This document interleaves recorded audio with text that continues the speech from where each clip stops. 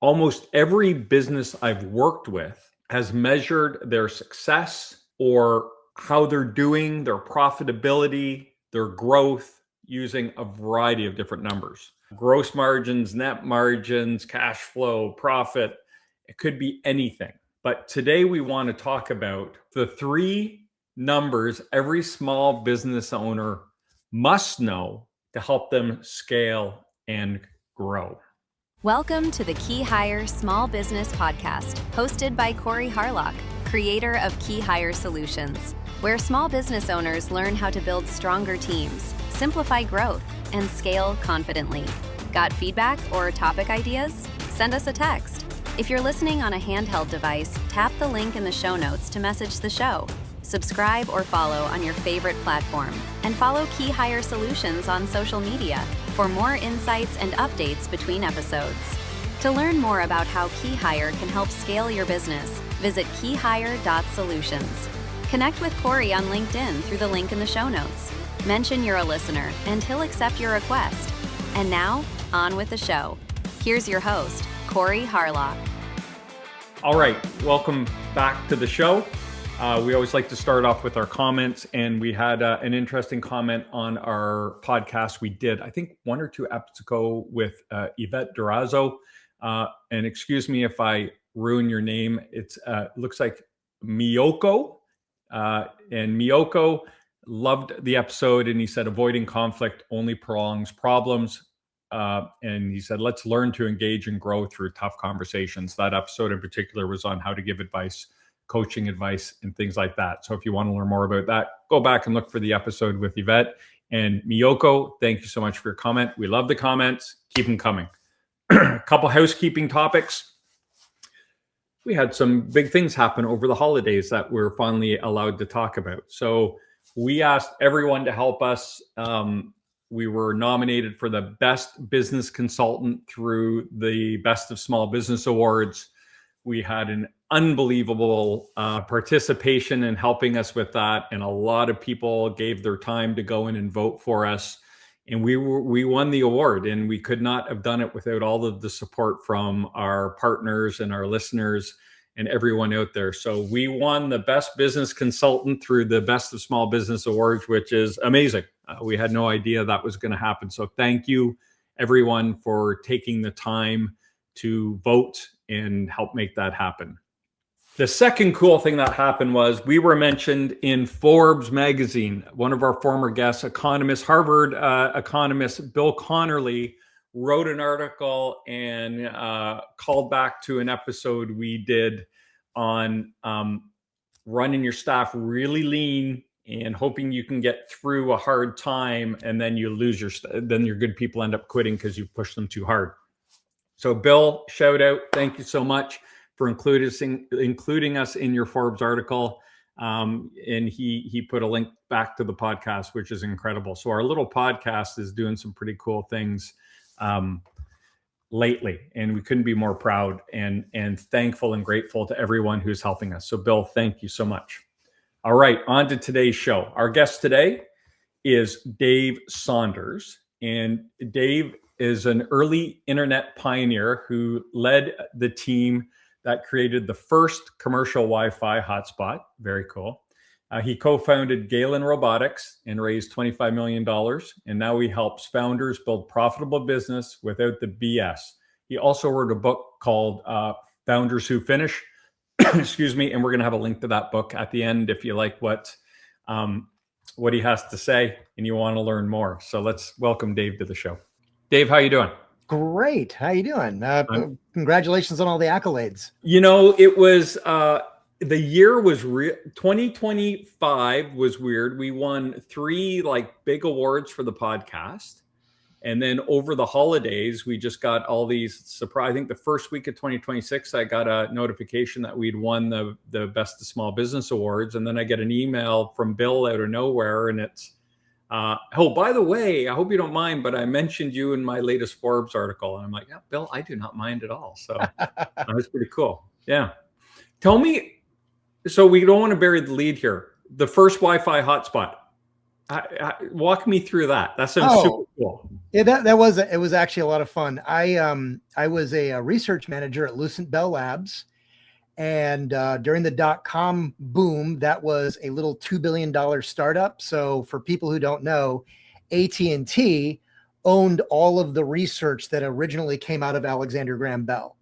And so you had decades of research, about 60,000 patents, and it was actually part of the AT&T business. And the law was set up in such a way, there used to be all these different competing phone companies in the United States. AT&T was not allowed to do long distance as long as they continued to own Bell Labs. So I can't remember what year it was, but they basically wrote like a $2 billion, allowance check and spun Bell Labs and 167,000 employees out into their own company. Not a bad way to get started. And I came into Bell Labs through an acquisition, which was Send Communications. We were the access concentration company that installed almost all of the modems at the ISPs. So when you were dialing up to AOL or whoever you were using to get onto the internet, my box was about 2.5 feet tall. It contained 672 modems. Did you say 2.5 feet? 2.5 feet tall. It was about this big. And it had 672 modems inside of it. And we sold almost 1 billion modems of that box worldwide. And that's how regular folks were able to connect to the internet. So that was the dial-up days. Bing, bing, bong, bing, bong. That was amazing. Yeah, right. And we got acquired by Lucent Bell Labs, $24 billion acquisition. And I ended up in a research group and was given all these skunkwork projects. So I had a 50,000 square foot facility in Herndon, Virginia. And we were working on like next generation wireless and stuff that eventually became called 5G, but we had no idea at the time. We were just working on some low level stuff. And one of the interesting things about Lucent is they owned almost all of the patents on what we now call Wi-Fi. Which was 802.11 wireless. And it was a really hacked together technology at the time.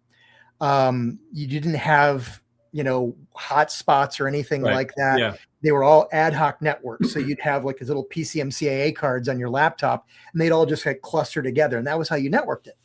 Well, anyway, Steve Jobs had come back to Apple and he, in secret, was developing this new launch and rebranding for the Macintosh computers. And it was supposed to be the first personal computer with built-in wireless networking.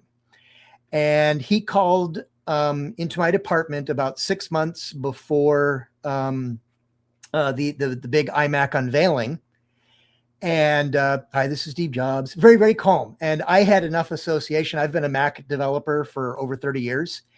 And so I've had enough run-ins with Steve Jobs that I knew that calm and polite Steve Jobs is dangerous Steve Jobs. Okay. That's the one you got to watch out for. So he calls and he's super calm and he's super polite. And he's like, hey, so I can't tell you the details, but I'm bringing out a new Mac. It's going to have wireless networking. And I was just informed that there's no such thing as a wireless modem. And you guys own all the patents. So we're going to connect you with John Ives. He'll design the plastic, and I need you to put your electronics inside of it, and you have 6 months to do it. No question. It wasn't a question. We were basically ordered to do it. Sure. And I called my division president. I think I was like 29 at the time. Maybe I just had turned 30. So I called my group president, and I'm like, "What am I supposed to do?" And she was like, "Well, what part wasn't clear?" Yeah. And Steve asks, we deliver. And my group had no direct budgetary responsibilities. I'd never turned in a budget. So it's kind of weird working in a company with nearly 200,000 employees and you're completely insulated from the budgeting process. Wow. You just do, you're given orders and you just do stuff. You hack things, and it was incredible. I could allocate resources from anywhere inside of Lucent. So I said, well, I guess I need some of these Orinoco cards so we can play with them. So I just wrote a little requisition for 100 of them, fax it into the New Jersey office. Next thing I know, I've got priority mail the next day just big FedEx pack. Who knows how much it costs? It was like, first thing delivery, and I've got all these cards. So if you were to find that original Wi-Fi hotspot that looks like a little flying saucer, the original one, crack that open, and on some of them, the inside plastic has all of the team members were etched in the plastic. And it's a Lucent Orinoco. That was the brand at the time. I don't know where Lucent came up with these names. Lucent Orinoco PCMCAA 1 megabit per second wireless Ethernet card. We didn't have the word Wi-Fi yet. And then we built a little Ethernet bridge in an FPGA, and Apple stuck it in some plastic, and voila, that was the first wireless hotspot. Amazing. So and then, really cool. A cool story. So then from there, you get into all your other businesses and finding businesses. And here we are today. You're helping business. And I neglected to mention the name of your company. You guys are Forward Focus, correct? Group, Base Reality Group is the company name. Oh, the Base Reality Group. Okay, yep. There you go.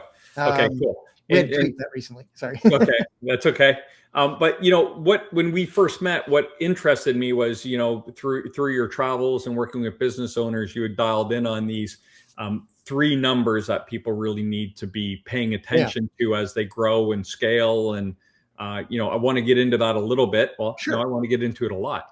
But walk us through, what are the 3 numbers and what do they mean within the business? Well, yeah, let me just to give you a little bit of context, because I know you were talking about this at the beginning. I've worked with some big companies and with a lot of startups, some that are brand new and they're just getting started. Some are restarts, some are turnarounds.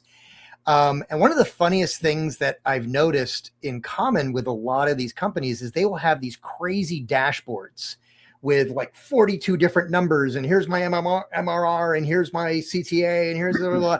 And I go, okay, how much do you have in the bank? We need to check on it, right? They don't, there are these, I was, before Lucent, I was with one of the first commercial ISPs on the planet. And the CEO would have these company-wide meetings talking about why we were reporting our numbers in EBITDA instead of EBIT. I still don't really understand what that means, but 4 months later, we had been delisted by NASDAQ and the company was bankrupt. Incredible. I've had small business owners who just run their business off cash flow. How much money do we have in the bank? Can we do that, or can't we? And can we still, if we do it, can we still make payroll? Right? Can I buy that today? Right? Yeah. And so what I think is really essential. And I've also talked to a number of analysts from groups like BTIG and JP Morgan, because Galen Robotics, we were considering doing an IPO with that.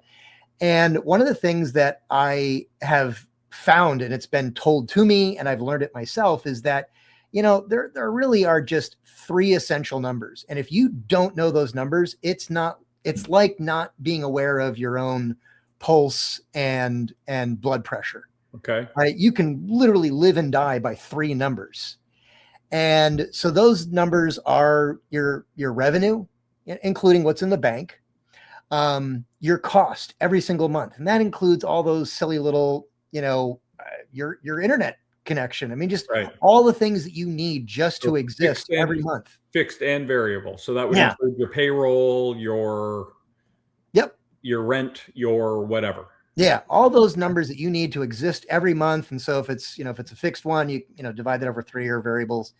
And we can talk about that more in a bit if you want. And then finally, what's that in terms of runway? If your income was to stop, now how long can you go? Right. And there's obviously variability within that as well, because you could still be losing money, but you're making enough money that, I've got 9 months to go until I have to break even. So you could be running at a little bit of a loss and still have some runway. So how you evaluate those numbers is essential. And those are the 3 kind of numbers that, I feel like any CEO needs to have, practically tattooed to their forehead. And when you're talking to analysts, because obviously every startup wants to become a bigger company, when you start talking to the bigger analysts, this is a litmus test. that is common among almost every business analyst. When they're talking to a CEO, they will find ways to ask questions about the health of your company. And those come down to numbers.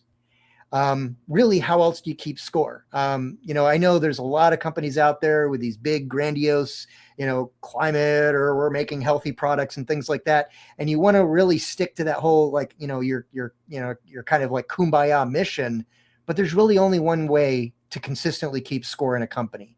And that's your revenue. That's how much money you've got in the bank. Because if you don't have that, how are you supposed to help people with your product? And you cannot, I think you can't undervalue the importance of those three numbers. So when you say revenue, you're talking about, it sounded like it was more than just sales. It was, you said money in the bank. Like, are we talking, everything that inventory, all that? I would say it's more, what is your liquid position, right? How much cash do I have coming in, and how much cash do I currently have on hand? Okay. So stuff in the pipeline, collections or payables or receivables plus cash. Yep. Okay.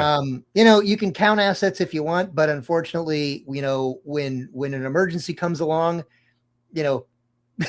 just because and I've been through this before, just because I had like these $15,000 motors for my robot sitting on the shelf didn't mean I could find somebody to buy them secondhand very quickly.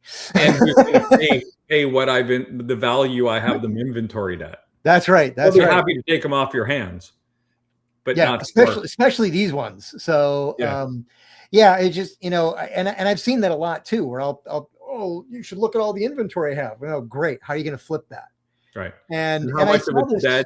How much of it is right? How much of it's dead, and how much of it's overstock? Mm-hmm. Yeah. And that gets really yeah. And this is where all the crazy dashboards really start to distract you from what's important about your business. And this even happened at Lucent. Lucent's making like $3 billion a quarter in patent fees. And yet they're just hemorrhaging money like crazy because of the mistake that they made in fiber optics, in predicting where the market was going for the next generation of fiber optic technology. They had such a glut of inventory that they could not sell, that the entire company it was just an iceberg moment where this is there's a longer story to this, but I was literally on a tour bus in Australia given by Telstra, the phone company there, on the eve of the opening for Olympic Stadium. And there's 50-year-old people on this bus. And the representative from Telstra is talking about Australia's investment in leapfrogging a generation of technology for fiber optic infrastructure. They're telling somebody on a bus tour about this, and Lucent is like, no, that's not how this industry works. We go through each generation methodically, because when they were Bell Labs inside of AT&T, that's kind of how it worked. Because Bell Labs used to tell everybody what they bought. They own the process. Yeah, that's right. There's a lesson in that too. It's funny, I talked to someone who came from, I think it was like HVAC, and in the last year or two in the US, they changed the coding around what coolant they had to use. So it changed kind of the industry, and their particular business went hard on the new technology, like immediately, stopped ordering, just got rid of all their old stuff and got all the new stuff. And it took long enough for people to get into the new technology, and everyone getting rid of their old stock and people resisting it, that it really hurt their bottom line. They lost a lot of sales because people would call them and say, well, we don't have those anymore. We're doing the new stuff. And they're like, yeah, I want to keep the old one as long as I can, kind of thing, right? They weren't ready to adapt, and it hurt their business. So walk me through, how do these correlate? Yeah. The revenue cost runway, I'm sure there's correlation between the three, and maybe are there some red flags you should look for? Green flags, red flags, amber flags that would kind of indicate specific challenges you might be either in or approaching, right? Like the Titanic, you might be headed for the iceberg. Or you know what I mean? So can you walk through how they correlate and what they could indicate within your business? Yeah. Well, let's say that let's keep it simple and let's just dip the entire company in amber. Smart. Yeah, I need it as simple as possible. Let's dip the whole company in amber and just call freeze, right? Okay. We look at how much money you've got in the bank, and that's it. We call an audible, flags dropped. That's how much money you've got. Right. You take your monthly costs. Divide that by 12. Right. There's your runway. And if you've got only 3 months left of runway, you need to call a just complete red alert stop. You need to shut down everything you possibly can. If you've got, a Netflix, subscription. So you're talking about you need to shrink your costs. You need to start auditing through and saying, okay, what are our luxury spends here? What are our essentials? Let's really drill down on this. And I've seen, some really crazy ones where, like cloud drives, I saw one company that had a corporate membership to Box, Dropbox, OneDrive, and then they were reimbursing everybody for their iCloud accounts, which was another cloud drive. So you've got 4 different redundant cloud drives, and it was that was adding up to a really substantial amount of money. Sure. And you've got to find some way to close that kind of stuff down immediately because your life is on the line. 3 months is not a lot of time to get crazy focused on building up new sales, whatever it's going to take to get that revenue going again or going at all. You need as much time as possible. So if that number comes down to 3 months, you're in an absolute panic mode and you really need to treat it seriously. Now that would be your red alert. If it's 6 months, I would say, you should take a look. You should have a sit down. You should look at things like that, but it's not necessarily. You might want to make some qualitative judgment calls and say, yeah, but this is what we're doing. Be careful about, justifying your expenses just because you don't want to admit that maybe you shouldn't have been spending money on a certain thing for as long as you have.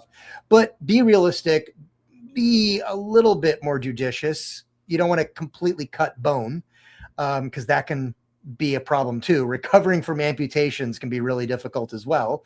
Something else I learned at Lucent. And if you're at the 9 to 12 month range, I think you're in better shape. Now you need to still pay attention. This is something you should be looking at least monthly. But I'd say for most startups, 9 to 12 months of runway is probably you're doing pretty good. I mean, in my experience dealing, with a small business owner, let's say we have 40 to 50 employees, you have your kind of maybe directors in each, director of ops, director of sales, you controller. Yeah. And a lot of times it's hard for these owners to put processes into place to standardize, right? So one of my current clients, like their big, what we're solving for right now is, they have the 90% of their workforce is on site out in the field all over the country. Well, if they can't provision a laptop and get it to someone, they just go to Best Buy and expense one. Yeah. Right. So now they have 12, 15 different makes and models of computers out there, all with different levels of security. If they have security on them, access levels, things like that. Right. So I think when you talk about kind of starting to reduce cost, that's could feel like an overwhelming task for a business owner. Yeah. So in your experience, is there a good or best approach to that you've seen, or how would you recommend they say, okay, if you want to start doing a little cost reduction here, because immediately people look at overtime, right? What are the go-tos, right? We look at labor, we look at where can we cut, who can we lay off? Yep. And that's kind of these amputations I think you're talking about, Yeah. where you just start making these, you're turning people out back into the workforce. They're going to land somewhere, and then when you're ready to hire them back, well, they've moved on. But you talk about, we're paying annual, 40 licenses for 3 different cloud-based things. I mean, that's a cost of an employee. Yeah. Yeah. And I've seen that kind of get that kind of thing get out of control too, where, like you start your company, you've got 5 or 6 employees. It's a hassle to try to figure out how to do an Office 365 site license. So you end up with 5 different people with individual licenses, and you're reimbursing them all. Right? I gave up on that as soon as you said it. I was like, I have no idea what that is. It's just, that, and so, like that's how you get your access to Microsoft Word. And it's just it seems like such a simple thing. And to do it when you're in that small stage is really a hassle. And you use the word or the number 50 employees, and that's, I don't know why. I think I do, but 50 employees is right where you hit that breaking point, where if a CEO can't start to learn how to manage through process, you're probably going to break in a bad way really soon. And I've seen this multiple times. 50, for some reason, 50 is this weird magic number for company size. Yeah, you're in that range, right? And that's where, what I say is, that's where the demands of the business have outgrown the experience and capacity of the people who are running it often. And so they don't have the experience to draw upon to create process and procedure for growth. Yep. So their only input becomes, well, we just have to work longer and harder. And that's right. When time and effort are your only inputs, that should be a big red flag, that we don't have the right processes or procedures in place. It's such a difficult thing to deal with, because when you're in a startup, the people who thrive the most are the people who are willing to just pull up their sleeves and solve whatever problem needs to be solved. Yep. And the CEOs who have that mentality are great. And I've seen the opposite of this. At my surgical robotics company, I had hired a VP of sales out of Johnson & Johnson way too early. And he had said during the, oh, I love startups. I love the kind of energy. He'd never experienced a startup before. And we sat him down when we brought him in, and he's just like, well, where's my sales team? Well, you're it, dude. We're pre-clearance. You're it. We want a sales forecast, a marketing plan. He hadn't done those things since the 80s. He was an ivory tower guy. Yeah. He's just, and nothing wrong with that, but it doesn't work in a small business, right? There's nothing wrong with that. And when you get to a certain size, those people will help you mature. 100%. But when you're small, you need it. I liken it to like when you build a house. Yeah. So you put the foundation and the framing up, and those guys are skilled, and they get you 1/3 of the way there. Then you have the trades people come in, and they put on the drywall and the plumbing and the electrical, and they get you 2/3 of the way there. They do their third. Then you have the finishing crew. They come in and do the baseboards and the crown and the countertops, and they make it look amazing, right? Yep. But framers can't finish, finishers can't frame, and none of those guys can do electrical or plumbing, right? So you have to, and I look at businesses kind of in that realm. So if you were in the framing stage and you hired a finisher, you know what I mean? What you needed to do is hire like a tradesperson. Yep. To come in who was still who had this great knowledge, but was still kind of, willing to get a little dirty. And this is important for the CEO to recognize in themselves as well. I think it's really, and I've gone through this and had to deliver some really rough news in a few turnaround events that I was helping with, where I just had to sit down with the CEO and say, you're not the guy to take this forward. Yeah, you're the bottleneck. Yeah. You're incredible at juggling plates. The company has outgrown you. Yep. And as much as you want to be there to ring the bell for your IPO that you're envisioning, you're never going to get there. Yep. And maybe you will. I mean, Steve, I was mentioning Steve Jobs. He's talked about this, or he had talked about this in interviews, where he said that the person who got fired from Apple would have screwed up Apple if he were to remain. Steve Jobs, after getting fired, went on to Next Computer. He bought Pixar, and he learned a lot.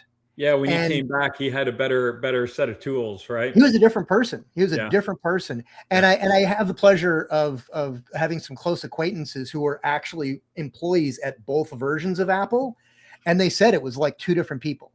He still was prone to a wild outburst at times.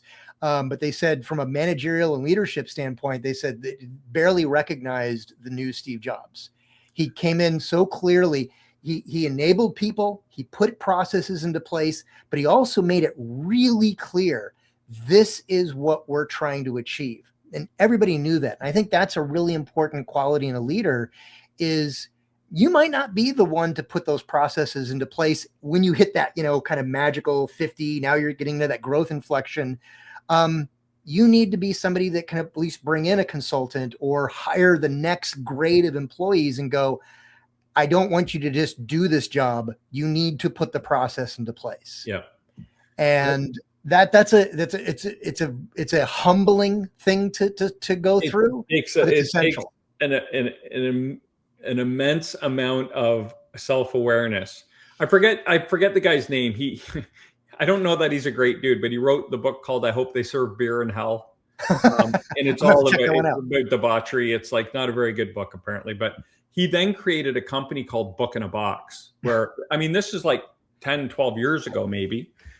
And they would like interview you and then they'd have ghostwriters write your book and do the whole thing for you. And he came to the point where he said, I'm not the guy to scale this. So he hired a CEO and took a job under the CEO and reported to the CEO. Wow. Like he stayed in marketing or whatever it was, but it takes a great deal of humility to go, I want this to be bigger than I can make it. But it's tough. And I think there's an element of when you start up and you're grinding, that becomes the habit. Oh yeah. And I have this theory around business owners get addicted to the chaos of their business, not to the product or the service. So I think a lot of them feel at a point where when they're trying to scale, if they can scale and have it calmer and more effective and more efficient. If they're not working hard and they're not putting out fires, they're not doing what they need to be doing versus making that transition from that doer firefighter to the leader who's kind of surveying and putting the right people in place to do that for them. Yeah. That's one of my own Achilles heels, to be honest. I've done 3 startups in a row where I have put together the entire operational organization. And because they were all med tech companies, that actually included like quality management system, design controls. And I built a version of them that was kind of lightweight initially, just so people would get introduced to it. But I had all of the different, like manufacturing was under me, engineering was under me, product management was under me. And I did that so that I could control across the top, right? But when we would grow to a certain standpoint, I would get a little fidgety because I knew that my job needed to change. I knew that I needed to elevate myself to be a leader and allow people to manage and follow the processes that were in place. But I still was I was so used to like my nervous system was attuned to like, walking through the departments and my spidey sense would go off and I would like, okay, this is how we need to do this and blah, blah, blah, blah. Right. and it was difficult at times to recognize that in myself and go, I need to chill the hell out and let the person who's supposed to be managing this manage that because they're capable. They know what to do. Yeah. And I just need to let them do it. Dave, we have spun so far away from your numbers, but it's been an amazing conversation. So let's kind of, I won't even try to segue. Let's just go back. Talk to me about, and we started with, kind of what are those red flags? Are there any more kind of mistakes someone could make or something they could ignore or miss when they're utilizing these numbers or I guess the first mistake would be not to utilize them. But beyond that, what kind of mistakes or missteps could you make by trying to use them or not using them? Whether you are bootstrapping or going out there and trying to do the money raise thing, and I have mixed feelings about that. I've done both. I think you need to be brutally honest about what your roadmap requires to get to either your MVP or your real customer acquisition model. I have seen the archaeological remnants of far too many companies who got to a point where they were like, I just need 2 more weeks for the software guys to finish this. And so they would fast talk the investors or fast talk the customers. 2 weeks became 2 months, and in one case became 2 years. And suddenly you had investors wondering if there had been fraud involved. When I believe that very, very honestly, that CEO had just been trying to buy just enough time to make it through. And they really honestly thought that they needed 2 weeks. And they honestly thought that they needed 2 months. And then that became an unfortunate habit. And they just pushed that out until next thing you know, it's too long. I think you need to sit down and really make potentially just 2 versions of the Gantt chart. Okay, what happens if we just smoke right through this? And where are the worst case kind of thing? Where are those tent poles? Yeah. Where am I going to get really screwed? Yep. And is there a way that I can preemptively work my way out of that? Yeah. If you're developing software, it may be one of those things where you hire a software development screws you every time. Dave, oh my gosh. Time. Good stories. You might be able to find a remote software development team that can work on one specific module, maybe just from a systems level standpoint to solve an architecture problem or something like that. You need to look at those and be really realistic about it, because they will get you. You know, it's funny. I was just speaking with a client yesterday, and we're talking about, we're working on bringing in someone to lead their IT. It's a new role. They've never had it before. And that was one of the things that came up was we might tell a client, oh yeah, just give us a couple hours and we'll get that to you. And they might go back to the IT guy and say, yeah, can you get this to me in 3 hours? And in their head, they immediately go, that's not possible, or it won't be done correctly. Right. So part of the conversation was, it was in the interview, and we were like, what do you do? What do you do in that situation? And thank goodness they're really cool owners. And they're like, that's our ignorance, right? If we make, then it's up to us to go back to the client and say, look, we got it wrong. We've talked to our IT person. It's going to take a little longer, right? Or do you push it out and have it not be the right product or the right information, or look sloppy? How does that reflect on the company? But I think the moral of that story was, when you have exactly that, you said that owner was trying to buy a little time. He was trying to buy a little time, but he didn't know how much time he really needed. And so, that's exactly, these owners were that would be on us at that point. We misquoted. So we got to go back and fix that, because we want to make sure whatever we roll out is going to be correct. Yep. And I think, and one last thing I would say is that, it may sound bureaucratic, but actually building and designing your user needs, actually do a proper, product requirements document, have alignment on what it is that you're building, and also what it is that you're not building. A lot of people leave, they leave these huge gaps in their marketing requirement documents of the things that they are not going to do. And that's where feature creep comes from. It's where confusion comes from with your developers or engineers or whoever's building your product. Spending time there is essential. Carnegie Mellon developed something called the capability maturity model for software development in the 1990s. One of the findings that they found from a substantial amount of research is that it is 40 times more costly to resolve a problem in software engineering once the coding has started, versus if you had just caught it when you were defining the requirements for what we were building in the first place.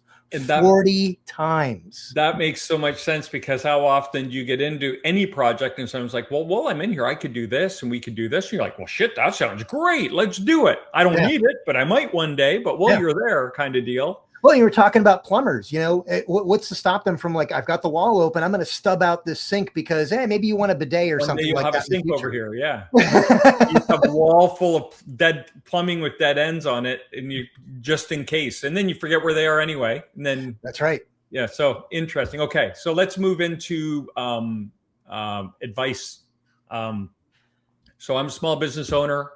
I'm thinking, okay, I have been not looking at my numbers. I haven't been following them as closely, or maybe I've just been running my business off one number. Mm-hmm. Give us your top 3 to 5 pieces of advice to kind of get on track using the revenue, cost, and runway model. And what are the first steps I should be taking? I'd say don't overbuild it. This is right when a lot of people will go out and they'll pay like $2,500 a month for these crazy dashboard systems. Right. We're trying to reduce costs with this. Pull it back, baby. Find a template or make one. There aren't a lot of numbers. I've got a few templates that are described in my book. Open a copy of Google Sheets. At least you don't have to get a Microsoft Word license to do that, or Microsoft Excel license to do that. Open Google Sheets. It's free. Build just a basic spreadsheet in there and just understand, where's my money coming from? Where do I really know that it's coming from? Right. Where's the kind of like maybe variable, like not like reoccurring revenue, but we average, $20,000 a month in consulting, right? You can put those round numbers in there. I would be conservative and round down, and just get that initial snapshot. And then go and do the next, set of columns and build out your expenses and really look at them and be ruthless and go, what do I need to keep the lights on here? And, if you're a SaaS company, it might be a big subscription to AWS and Claude Code, if that's what you're doing these days. If that's how you're getting your work done, then that's a realistic number. But there might be other things where, you're paying for redundant internet access or something like that, and it's bleeding you money that you don't really have right now. So you take a look at those, and then it's at that point it's pretty simple. You just divide by 12, average them out, divide by 12, and there's your rough runway. And that gives you a sense of what is the basic health? Because again, if you've only got 3 months of runway, you should be really nervous, and you should be making some really hard decisions and looking really hard at customer acquisition. How do I get my revenue up? Is there anything else I can sell without, increasing my own costs? Really look at those things. 6 months, yellow flag. You've got a little bit more time, but you should start having a few meetings and start talking to folks and think about, are we really doing things the smart way? Right. And then again, startups, if you're under 50 employees and you've got a year of money in the bank, you're actually doing pretty good these days. Yeah. So then the final question I have for you is, your background's all blurred up, but I see a guitar hanging on the wall. Is that just to look cool, or do you actually play?